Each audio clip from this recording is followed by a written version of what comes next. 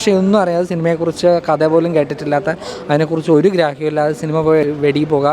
പിന്നെ ഇത് വേറെ വലിയ വലിയ അവകാശങ്ങൾ തള്ളൊന്നുമില്ലാതെ വന്ന ഒരു കുഞ്ഞു സിനിമ. ഇങ്ങനെയുള്ള സിനിമകൾ വേണം ആൾക്കാർ വന്ന് കാണാൻ. പക്ഷേ ആർക്കും ഇതൊന്നും ഇഷ്ടമല്ല. ആൾ കുറവാണ്, ഇനി ആൾക്കാരെ കാണാൻ ഡിസർവ് ചെയ്യണം.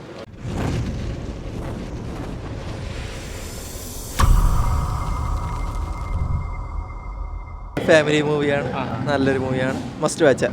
നല്ലൊരു മെസ്സേജാണ്, രണ്ടുപേരുടെയും ലൈഫ് നന്നായിട്ട് പറയുന്നുണ്ട്. നല്ല സിനിമ. പടം ഒരാളുടെയും ഭാഗത്ത് നോക്കുമ്പോൾ അവരുടെ ശരികൾ അങ്ങനെയൊക്കെ എനിക്ക് ആൾക്കാരൊന്നും വലിയ പരിചയമില്ല. ആൾ കുറവാണ്, ഇനി ആൾക്കാരെ കാണാൻ ഡിസർവ് ചെയ്യണം. കുഴപ്പമില്ല, നല്ല പടമാണ്, നന്നായിട്ട് ചെയ്തിട്ടുണ്ട്, കൊള്ളാം.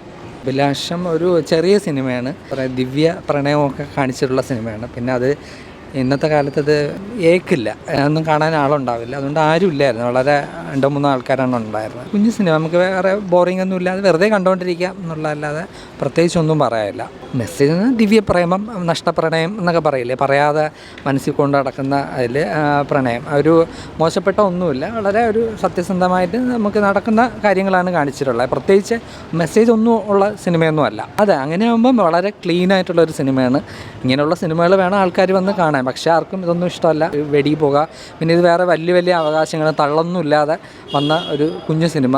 അത് ഒരു നല്ലൊരു സിനിമ എന്ന് വേണമെങ്കിൽ പറയാം. പിന്നെ അതിൽ നല്ല പാട്ടുകളുണ്ട്, നമ്മളെ തട്ടത്തിൻ മറയത്തെ സിനിമയിലെ പാട്ടുകൾ പോലെ, അല്ലെങ്കിൽ 1990-കളിലെ നമ്മളെ ആൽബങ്ങളൊക്കെ ഇല്ലേ, അതിൽ അതുപോലത്തെ കുറച്ച് നല്ല പാട്ടുണ്ട്. അഭിനയം സൈജു കുറുപ്പും തന്നിയും രണ്ടുപേരും നന്നായിട്ട് അഭിനയിച്ചിട്ടുണ്ട്. പിന്നെ കൂടെയുള്ള എല്ലാവരും, അർജുൻ അശോകൻ ഈ പറഞ്ഞ പോലെ, അർജുൻ അശോകൻ പുള്ളിയുടെ സ്ഥിരം ടൈപ്പ് അമ്മാതിരി ഒരു റോളായിട്ടാണ് ഫീൽ ചെയ്തത്.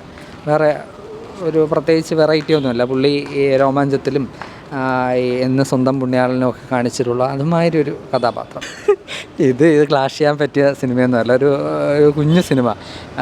മത്സരിച്ച് നിൽക്കാനൊന്നും പറ്റില്ല. പിന്നെ ഞാൻ പലപ്പോഴും ഓരോ സിനിമ കണ്ടിട്ട് പുറത്തിറങ്ങുമ്പോഴും ഈ പറഞ്ഞ പോലെ അതിൻ്റെ നിർമ്മാതാക്കളെ കുറിച്ചാണ് ആലോചിക്കുന്നത്. ഒരു സിനിമയുടെ കഥ കേൾക്കുമ്പോൾ അത് എന്താവും, അതിൻ്റെ ഒരു ഈ സിനിമയുടെ ഒരു പ്ലോട്ട് അയാളോട് പറഞ്ഞു കൊടുക്കുമ്പം അതിൻ്റെ ഭാവി എന്താവുമെന്ന് പുള്ളിക്ക് അവർക്ക് തന്നെ ഊഹിക്കാൻ പറ്റും. പക്ഷേ ഒന്നും അറിയാതെ സിനിമയെക്കുറിച്ച് കഥ പോലും കേട്ടിട്ടില്ലാത്ത, അതിനെക്കുറിച്ച് ഒരു ഗ്രാഹ്യമില്ലാതെ സിനിമ പോയി എടുക്കുന്ന പലപ്പോഴും സങ്കടം തോന്നാറുണ്ട് ഈ നിർമ്മാതാക്കളെ കുറിച്ച്. അവർക്ക് ഈ പറഞ്ഞ പോലെ അവരൊക്കെ കാലിത്തൊഴുത്തിലാവോ അല്ലെങ്കിൽ കുടുംബം വിറ്റ് വാടക വീട്ടിലാവോ എന്നൊക്കെയാണ് ഇങ്ങനെയുള്ള സിനിമകൾ കാണുമ്പോൾ നമ്മൾ ചിന്തിച്ചു പോകണം. അങ്ങനത്തെ ഒരു സിനിമ നിർമ്മാതാക്കൾ ഈ പറഞ്ഞ പോലെ പലരും ചെന്ന് കുഴി ചാടിക്കുന്നതായിട്ടാണ് തോന്നുന്നത്. ചെറിയ സിനിമ, അത്രയേ ഉള്ളൂ.